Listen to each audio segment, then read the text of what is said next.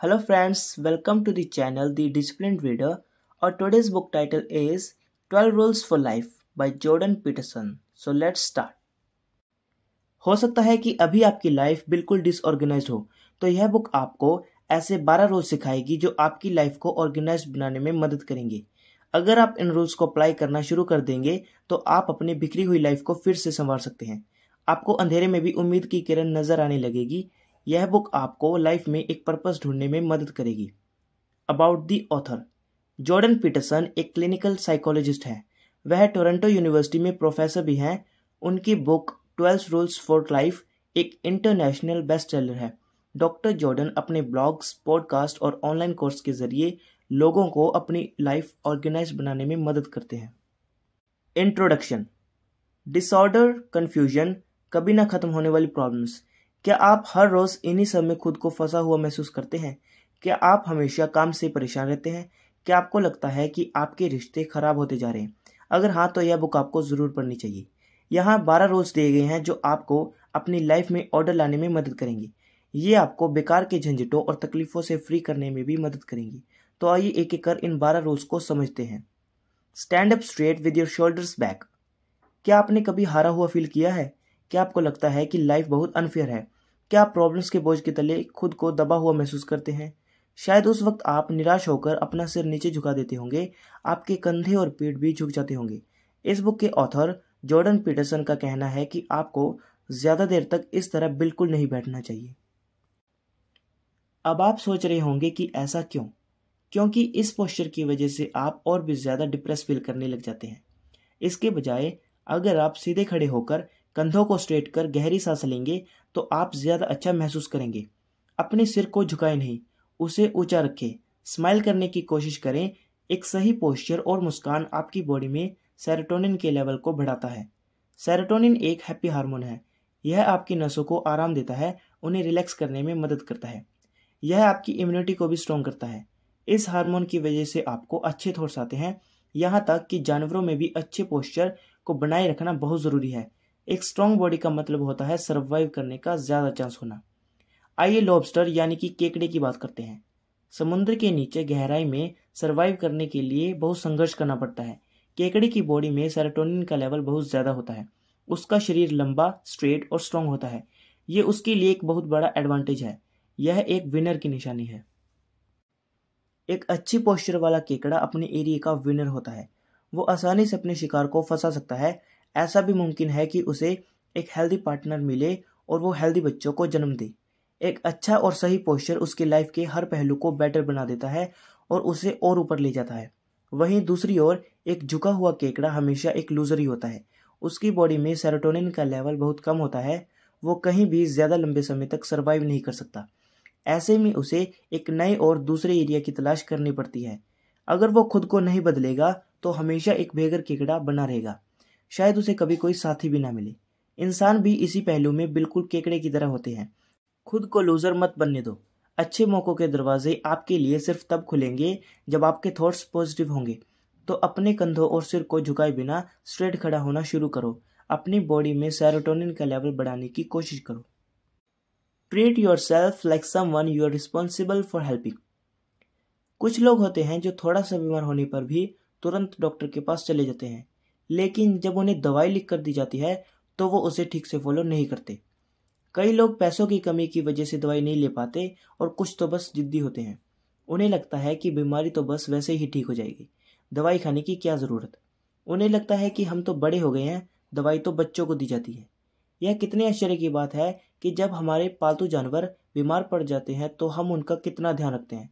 हम उन्हें डॉक्टर के पास ले जाते हैं, उन्हें समय पर दवाई देते हैं। ऐसा लगता है कि हमें अपनी हेल्थ से ज़्यादा उनकी हेल्थ की चिंता है। और बिल्कुल ऐसा ही होता है जब हमारा कोई अपना बीमार हो जाता है। हम उन्हें सही समय पर दवाई लेने के लिए याद दिलाते रहते हैं। हम तो उन्हें दवाई लेने से पहले कुछ खाना खिलाने तक बैठ जाते हैं। हम हमेशा उनसे अपना ध्यान रखने के लिए कहते हैं। तो इससे आप क्या समझे? हम दूसरों की तो परवाह करते हैं लेकिन खुद की नहीं।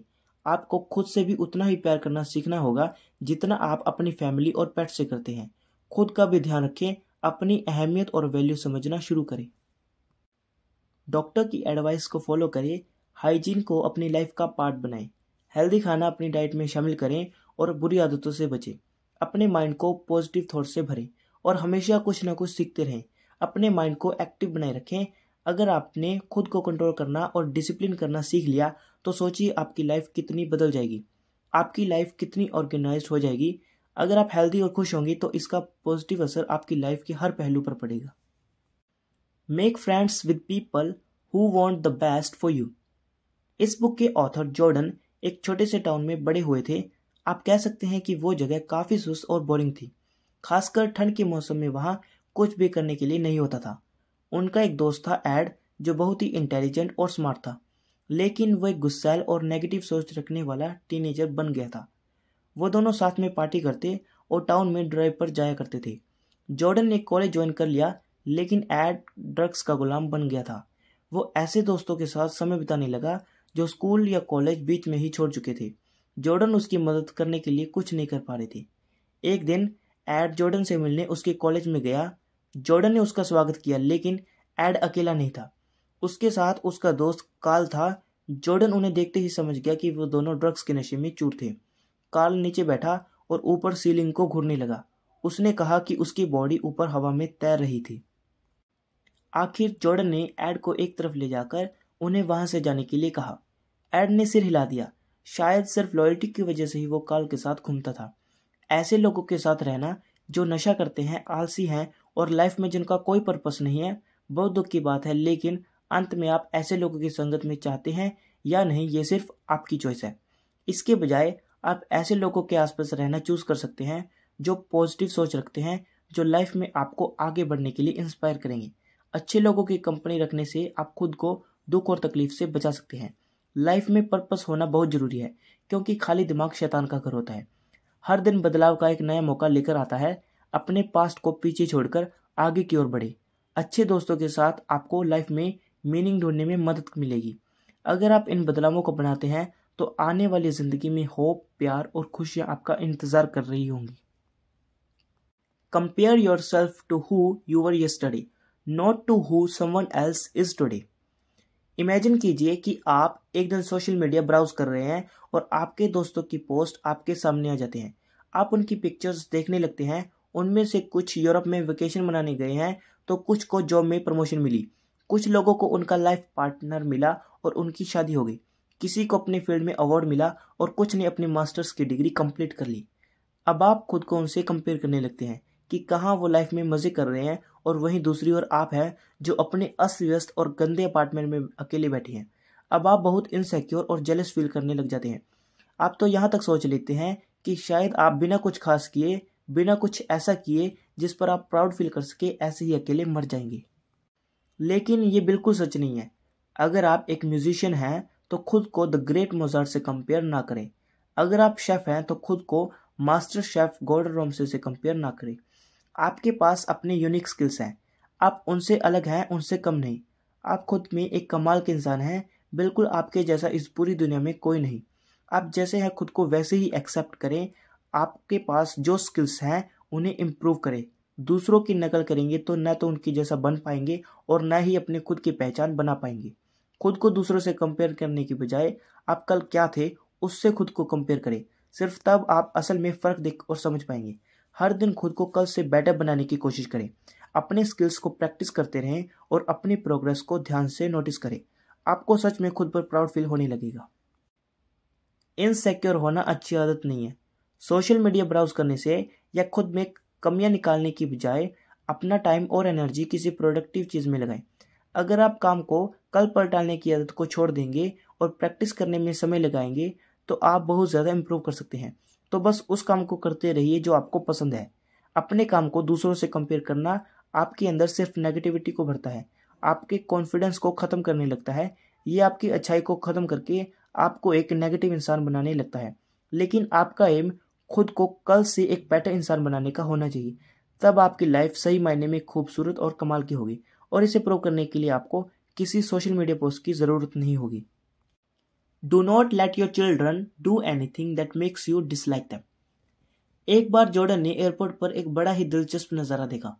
एक 3 साल का बच्चा था जो बहुत नखरे कर रहा था। वह सबके सामने जोर जोर से चिल्ला रहा था। उसके पेरेंट्स उसे अनदेखा कर रहे थे। वो बहुत एम्बेरस फील कर रहे थे, लेकिन बस आगे चलते जा रहे थे। बच्चा अपने पेरेंट्स के पीछे पीछे चल रहा था और धीरे धीरे रोए जा रहा था। वो सिर्फ उनका ध्यान अपनी ओर करने की कोशिश कर रहा था। हो सकता है कि उसे कुछ चाहिए था, लेकिन क्योंकि उसके पेरेंट्स उस पर ध्यान नहीं दे रहे थे, इसलिए वो और ज्यादा रोने लगा। आसपास के सारे लोगों ने देख रहे थे। अगर उसके पेरेंट्स एक बार रुक कर अपने बच्चे की पूरी बात सुन लेते, उससे बात करते, तो शायद प्रॉब्लम वही सॉल्व हो जाती। वो बच्चा शैतानी करना या चिल्लाना बंद कर देता। अगर आप खुद एक पेरेंट हैं तो आपने भी ये जरूर एक्सपीरियंस किया होगा। बच्चे कभी कभी ऐसा करेंगे क्योंकि वो नासमझ है। बच्चों को सही और गलत के बारे में सिखाना आपकी जिम्मेदारी है। आप अपने बच्चे के साथ कैसा व्यवहार करते हैं, ये डिसाइड करेगा कि दूसरे उसे कैसे ट्रीट करेंगे। अगर आप इम्पेशेंट होंगे या उसे मारेंगे तो आप दूसरों से अच्छे व्यवहार की उम्मीद कैसे कर सकते हैं। शांत और जिम्मेदार पेरेंट्स एक खुश और डिसिप्लिन बच्चों को बड़ा करते हैं। साइकोलॉजिस्ट के कई सालों की रिसर्च में ये बात सामने आई कि अपने बच्चे को नई चीज़ें सीखने और जानने के लिए खुला छोड़े, लेकिन एक क्लियर लिमिट भी सेट करें। अगर वो कुछ गलत करते हैं तो उन्हें तुरंत डांटें। इस चीज़ को बिल्कुल भी नज़रअंदाज ना करें, नहीं तो आपका बच्चा बिगड़ता चला जाएगा। वो कभी सही गलत के फ़र्क को नहीं समझ पाएगा। अपने बच्चे की बात को ध्यान से सुनें। आप जितने शांत और जिम्मेदार होंगे, आपका बच्चा उतना ही खुश मिजाज और डिसिप्लिन बनेगा। उसके क्लास के सारे बच्चे उससे दोस्ती करना चाहिए। टीचर्स उन्हें पसंद करेंगे। उनके पोलाइट नेचर के कारण बड़े भी उन्हें अच्छे से ट्रीट करेंगे। ये बच्चे का ऑलराउंड डेवलपमेंट करेगा। बच्चे की परवरिश करना आसान काम नहीं है। इसमें बहुत पेशेंस की ज़रूरत होती है, लेकिन आप देखेंगे कि इससे आपके बच्चे पर कितना फ़र्क पड़ता है। ऐसे बच्चे एक जिम्मेदार, अच्छे और सक्सेसफुल एडल्ट्स बनते हैं। जो बच्चा यह बात जानता है कि उसके पेरेंट्स उससे प्यार करते हैं और वो उनके लिए इम्पोर्टेंट है, वह एक मीनिंगफुल लाइफ जीता है। उसमें कॉन्फिडेंस होता है और वो साइकोलॉजिकली बैलेंस्ड होता है। Set your house in perfect order before you criticise the world. 2012 में एक गनमैन ने एक प्राइमरी स्कूल के 20 बच्चों और 6 टीचर्स को गोलियों से भून दिया था। उसने वहां एक नोट छोड़ा था जिसमें लिखा था कि इंसान इस दुनिया में रहने के लायक ही नहीं है, हमें ये दुनिया वापस जानवरों को दे देनी चाहिए। उसने ये भी लिखा कि ज्यूस की प्रॉब्लम सॉल्व करने के लिए हिटलर एक उपाय लेकर आया था, वैसे ही मैं भी एक उपाय लेकर आया हूँ। उसका मानना था कि पूरी मानव जाति को खत्म कर देना चाहिए। एक भी इंसान जिंदा नहीं रहना चाहिए। इस दुनिया में तो वैसे भी पाप ही भरा हुआ है। ये किसी नरक से कम नहीं है, तो मरने से क्या फर्क पड़ेगा। हम सब की लाइफ में कभी ना कभी ऐसा समय जरूर आता है जब हम इस गनमैन की तरह निराश और हारा हुआ महसूस करते हैं। दुनिया में क्या क्या हो रहा है हम वो न्यूज़ पे देखते हैं। कहीं जंग छिड़ी है तो कहीं अर्थक्वेक और सुनामी ने तबाही मचा रखी है। हर जगह करप्शन और गरीबी का माहौल बन गया है। अगर इस तरह से देखा जाए तो दुनिया सच में एक मायूस जगह है। आप इसे किस नजरिए से देखते हैं वो आप पर डिपेंड करता है। दुनिया की कमियों और बुराइयों के बारे में सोचने से पहले अपने आप को ठीक करने की कोशिश करें। जब आप खुद को ही बदल नहीं सकते तो दुनिया में बदलाव कैसे लाएंगे। आपको उन चीजों के बारे में परेशान नहीं होना चाहिए जिन्हें आप कंट्रोल नहीं कर सकते। चेंज की शुरुआत अपनी लाइफ से करें। खुद से पूछना शुरू करें कि क्या आप अपनी जॉब में अपना बेस्ट परफॉर्म कर रहे हैं। क्या आप अपनी फैमिली को प्यार और रिस्पेक्ट देते हैं। क्या आपने अपनी बुरी आदतों को बदलने की कोशिश की है। एग्जाम्पल के लिए एंटोन चेकोव की बात करते हैं। उनके पिता को शराब पीने की आदत थी। वो नशे की हालत में रोज अपने बच्चों को मारते थे। उनका परिवार गरीब था और वे एक छोटे से अपार्टमेंट में रहते थे। एंटोन के भाई बिल्कुल अपने पिता की तरह हो गए थे, लेकिन एंटोन ने बहुत मेहनत की। उन्होंने पढ़ाई में ध्यान लगाया और स्कॉलरशिप हासिल की। उन्होंने खुद पर अपने माहौल का असर बिल्कुल नहीं होने दिया। अपनी सोच को पॉजिटिव रखते हुए एंटोन ने एक बहुत अच्छी मिसाल कायम की। उन्होंने अपने भाइयों को भी बदलने के लिए एनकरेज किया, अपने घर के माहौल और सिचुएशन को बदला। आगे चलकर एंटोन बहुत सक्सेसफुल राइटर बने। आज भी उनकी बुक्स न जाने कितने लोगों को इंस्पिरेशन दे रही है। Pursue what is meaningful, not what is expedient. जब हम किसी मुश्किल समय का सामना करते हैं तो उसकी तरफ हमारा रिएक्शन आना नेचुरल होता है। परेशान होना और शिकायत करना भी नेचुरल है, लेकिन ऐसा करने से इंसान अपनी तकलीफ और मुसीबतों को बढ़ा देता है। इसके बजाय अगर वो शांत होकर अपने इमोशंस को कंट्रोल कर लेगा तो शायद प्रॉब्लम का कोई ना कोई सोल्यूशन जरूर ढूंढ सकता है। लेकिन हड़बड़ा जाना गैर जिम्मेदार और इमेच्योर इंसान की निशानी है। आपका क्या बिलीफ सिस्टम है, आपकी लाइफ में आपका क्या पर्पस है। आपको अपनी लाइफ के पर्पस और मीनिंग को खोजना होगा। जब आप किसी मकसद को पूरा करने में अपनी लाइफ लगाएंगे तब आप देखेंगे कि आप ज्यादा ऑर्गेनाइज्ड हो गए हैं। एक महान मकसद ही अच्छाई और बुराई के बीच का सबसे बड़ा फर्क होता है। एक स्ट्रॉन्ग कैरेक्टर और एक वीक कैरेक्टर में यही फ़र्क होता है। यही एक ऑर्गेनाइज्ड और डिसऑर्गेनाइज्ड लाइफस्टाइल के बीच का फ़र्क भी होता है। तो आप इनमें से क्या बनना चाहते हैं, बैटमैन या जोकर, थॉर या लोकी, शर्लॉक होम्स या मोरियार्टी? यह सिर्फ आप पर डिपेंड करता है। टेल द ट्रूथ और एट लीस्ट डोंट लाई। एक समय था जब जॉर्डन अपनी वाइफ के साथ एक छोटे से अपार्टमेंट में रहा करते थे। उनके पड़ोस में एक शराबी रहता था, उसका नाम डेनिस था। वो एक लंबा चौड़ा आदमी था। वो एक पेंटर और इलेक्ट्रीशियन दोनों का काम करता था। अपने काम के समय को छोड़कर वो पूरा दिन नशे में धुत रहता था। कई बार तो डेनिस सिर्फ 2 ही दिन में बियर की 60 बोतलें तक पी जाता था। यह भी एक आश्चर्य था कि इतना पीने के बावजूद वो न जाने कैसे सीधा खड़ा रहता था। वह अपने सारे पैसे शराब में उड़ा देता था। जब कभी उसके पैसे और शराब खत्म हो जाते तो वह जॉर्डन का दरवाजा खटखटाता। चाहे रात के 2 ही क्यों ना बजे हों, वो दरवाजा खटखटाने से हिचकिचाता नहीं था। और तो और वो अपने पोस्टर्स, माइक्रोवेव और टोस्टर भी साथ में ले आता था और जॉर्डन को बेचने की कोशिश करता। वो बियर खरीदने के लिए कुछ भी बेचने को तैयार था। जॉर्डन ने कई बार उसका सामान खरीदा भी, लेकिन जॉर्डन की वाइफ का कहना था कि डेनिस को ये सब करना बंद करना होगा। जॉर्डन बहुत नर्वस थे। वह नशे में धुत एक शराबी को कैसे समझा पाएंगे कि ये सब अब नहीं चल सकता। फिर जॉर्डन ने सच बोलने का फैसला किया। उन्होंने डेनिस को सीधे सीधे कह दिया कि वो कोई सामान नहीं खरीदना चाहते। उन्होंने उसे समझाया कि उसकी भलाई इसी में है कि उसे और पैसे ना दिए जाएं। जॉर्डन ने जो हकीकत थी उसे साफ साफ बता दिया। उन्होंने कोई गेम नहीं खेला। कुछ समय के लिए डेनिस वहां बिल्कुल चुपचाप खड़ा रहा। वो जॉर्डन के मन को पढ़ने की कोशिश कर रहा था। उसने जॉर्डन के शब्दों में सच्चाई और ईमानदारी को महसूस किया। फिर वो मुड़ा और चला गया। डेनिस ने फिर कभी जॉर्डन को कुछ भी बेचने की कोशिश नहीं की। वे भी एक दूसरे के अच्छे पड़ोसी बन गए थे। झूठ से सिर्फ एक और प्रॉब्लम खड़ी हो जाती है।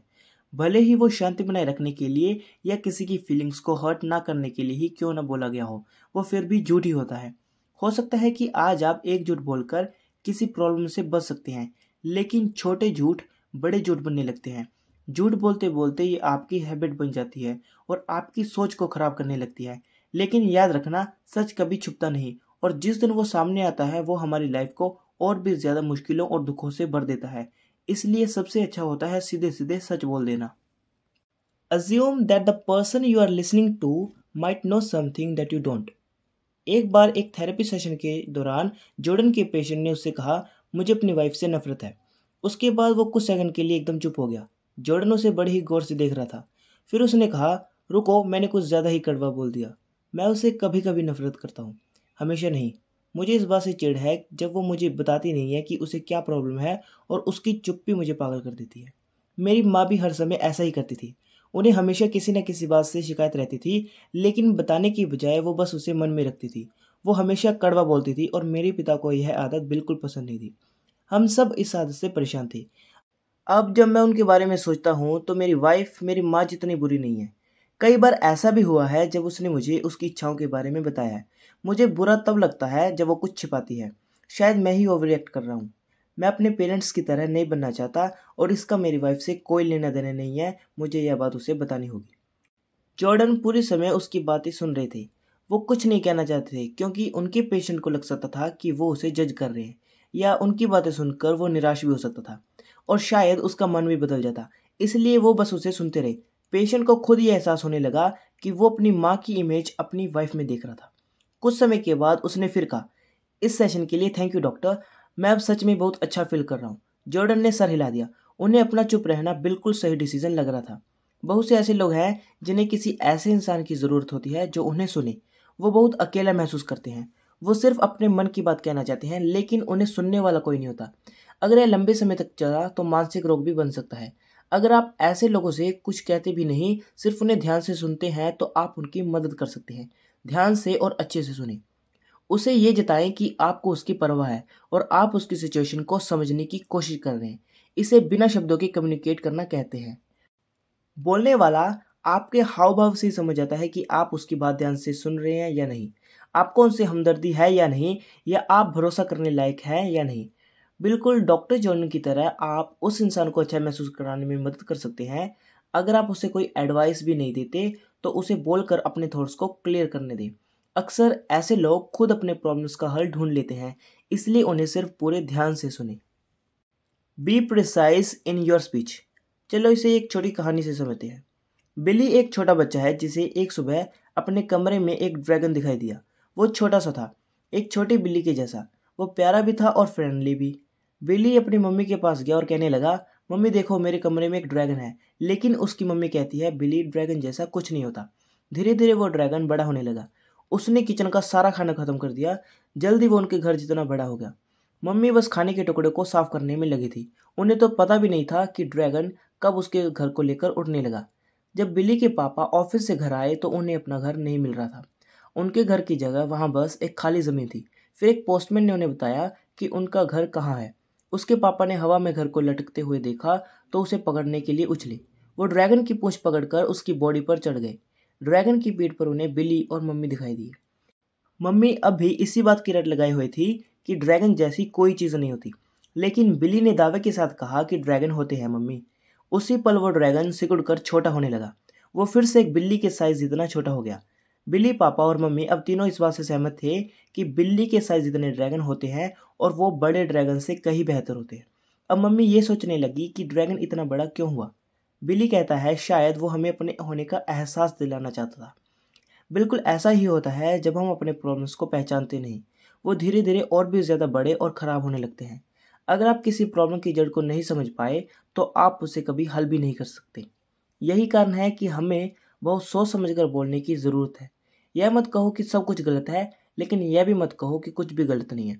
बड़ा चढ़ाकर या कम करके नहीं, बल्कि जो प्रॉब्लम है बस वही बोलो।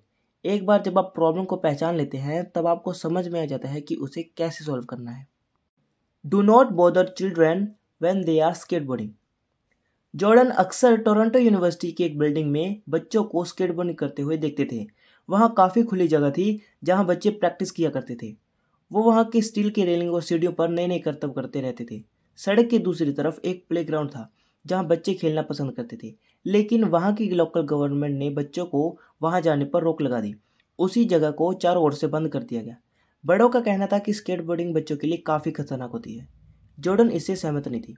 उनका मानना था कि प्रैक्टिस करने से ही बच्चा किसी चीज़ में मास्टर बन सकता है। हाँ, इसमें कोई दो राय नहीं है कि स्केटबोर्डिंग करते वक्त कई बार गिरते हैं और उन्हें काफ़ी चोट भी आती है। लेकिन बच्चे हमेशा उठकर दोबारा कोशिश करते हैं। अगर उनके खेलने पर ही रोक लगा दी गई तो वो कभी सीख ही नहीं पाएंगे।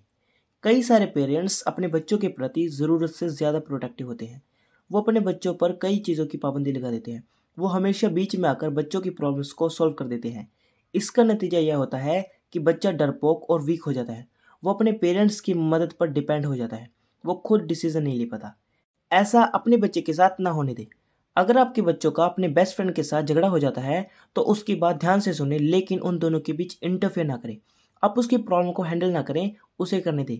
आपके बच्चे को खुद पता होगा कि उसे क्या करना चाहिए, खासकर जब उसे ये पता होता है कि आप पूरी तरह उसकी साइड में हैं। इससे उसमें कॉन्फिडेंस डेवलप होता है। वो किसी पर डिपेंडेंट होने की बजाय प्रॉब्लम को हैंडल करना सीख जाता है। Pet a cat when you encounter one on the street. एक बड़ी अच्छी कहावत है, stop and smell the flowers, जिसका सिंपल मीनिंग है ठहराव। हम सब बहुत बिजी हैं और बस दौड़ते ही जा रहे हैं। हम में से कोई रुकना नहीं चाहता, लेकिन थोड़ा रुकना, बीच बीच में अपनी स्पीड को स्लो करना बहुत ज़रूरी है। अगर आप सिर्फ दौड़ते ही जाएंगे तो लाइफ की कार आउट ऑफ कंट्रोल भी हो सकती है। हम सब तो हमेशा बिजी ही रहने वाले हैं। हम ना जाने कितने काम और कितनी जिम्मेदारियों में फंसे हुए हैं। हमें रुककर सोचने और सांस लेने का मौका ही नहीं मिलता। तो ज़िंदगी जो छोटी छोटी खुशियाँ लेकर आती हैं, ये उसे एंजॉय करने के बारे में है। हो सकता है कि घर लौटते वक्त आपको सड़क पर कुछ बच्चे डांस करते हुए दिखे, या आपके चेहरे पर मुस्कान ला सकते हैं, या जब आप एक बुजुर्ग कपल को एक दूसरे का हाथ थामे धीरे धीरे चलते हुए देखते हैं तब आप मुस्कुराए बिना नहीं रह पाते। जब आप एक बिल्ली को खाने की तलाश करते देखते हैं तब भी आपके चेहरे पर स्माइल आ ही जाती है। रिलैक्स करना सीखें, थोड़ा रुकना सीखें। आप कुछ देर तक रुककर बिल्ली को प्यार से सहला सकते हैं। आप कुछ देर तक रुककर नेचर की खूबसूरती को निहार सकते हैं। यह प्रकृति कितनी सुंदर है, लेकिन यह रुककर इसे देखने का वक्त किसके पास है ना? आपके पास जो छोटी छोटी चीज़ें हैं उन्हें अप्रिशिएट करें। अपनों के लिए समय निकालें, उनके साथ समय बिताएं। खुद के लिए भी समय निकालना सीखें। आपका भी रिलैक्स करना बहुत ज़रूरी है। लाइफ में थोड़ा ठहराव बहुत अच्छा होता है। अगर आप बिना रुके लगातार काम करते रहेंगे तो आपकी बॉडी और माइंड बिल्कुल थक जाएंगे। काम में आपकी प्रोडक्टिविटी और आपके पर्सनल रिलेशन खराब होने लगेंगे। आप सिर्फ एक मशीन बनकर रह जाएंगे। हमारी ज़िंदगी अस्त व्यस्त नहीं होनी चाहिए। आप लाइफ के हर पहलू में ऑर्डर ला सकते हैं, बस अपना नज़रिया बदलने की ज़रूरत है। कंक्लूजन। तो आपने इस बुक में उन 12 रूल्स के बारे में जाना जो आपकी लाइफ को ऑर्गेनाइज बना देंगे। इन्हें एक एक कर अप्लाई करके आप अपनी लाइफस्टाइल में होने वाले बदलाव को खुद फील कर पाएंगे। सबसे पहले, बिना झुके स्ट्रेट खड़ा होने की आदत डालें।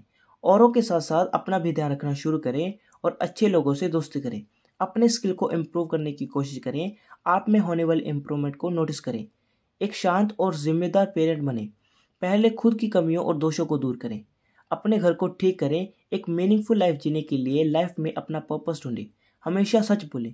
दूसरों की बात को इम्पोर्टेंस देना भी ज़रूरी है, इसलिए एक अच्छे लिसनर बने। अपनी प्रॉब्लम की जड़ को समझने की कोशिश करें, तब आपको उसका सही सॉल्यूशन मिलेगा। अपने बच्चों को खुला छोड़ें और उन्हें खुद से सीखने दें। ऐसा कोई शख्स नहीं है जो आपकी लाइफ को डिफिकल्ट बना रहा है, आप खुद इसके जिम्मेदार हैं। इसलिए इसका कंट्रोल आपको अपने हाथों में लेने की ज़रूरत है। आपके साथ जो कुछ भी होता है वो आपके ही थॉट्स और एक्शंस का नतीजा है। हो सकता है कि अभी आपकी लाइफ इतनी डिसऑर्गेनाइज हो कि आपको लगता होगा कि आप अंधकार में कहीं खो गए हैं, लेकिन ये 12 रोल्स आपके लिए उम्मीद की किरण का काम करेंगे। इन्हें अपनी लाइफ में अप्लाई करना शुरू करें, आपको जल्दी ही बहुत शांति और खुशी मिलेगी। सो फाइनली हम इस बुक समरी के एंड तक पहुंच गए हैं। अगर ये बुक समरी आपको अच्छी लगी हो तो प्लीज़ इस वीडियो को लाइक एंड शेयर ज़रूर करें और इस चैनल को सब्सक्राइब करें ताकि आने वाली वीडियोस की नोटिफिकेशन आपको सबसे पहले मिल सके। And at last, thank you very much for listening the whole summary.